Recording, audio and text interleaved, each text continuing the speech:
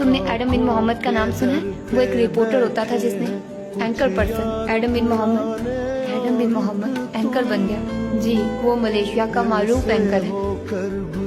क्या आप मुझे एडम बिन मोहम्मद से मिलवा सकते हैं? वो भी एक सेलिब्रिटी है, आम जगहों पे नहीं जाता मैं, लेकिन मैं उससे अपॉइंटमेंट लेने की कोशिश कर सकता हूँ। वाह, अब मुझे एडम से मिलने के लिए अपॉइंटमेंट लेनी पड़ेगी।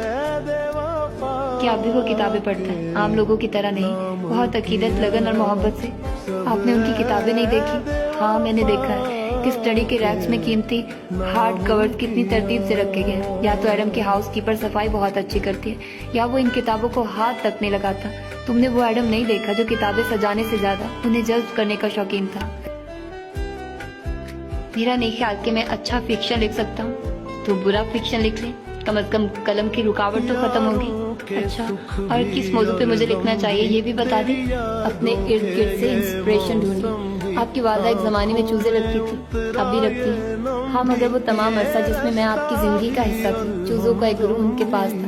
वो मेरे सामने बड़ा हुआ और फिर मेरी ही वजह से वो खो गया। आपकी वालदा को इस बात का शदीद सदमा हुआ था। आप उनकी जिंदगी पे भी किताब लिख सकते हैं। हमारे चूजे आपकी वजह से खोए थे। इंटरेस्टिंग। मेरी यादाश्त मेरे हाथ में नहीं है। अच्छा हुआ आपको याद नहीं है, वरना मेरे और आपके दरमियान एक तकलीफ दे याद थी जिसके बारे में हम कभी बात नहीं करना चाहते थे।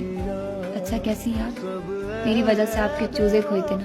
आपने ये बात कही है, वरना मैं अपने चूजों की मौत पे यूं किसी को मोर्दे इल्जाम नहीं ठहरा सकता।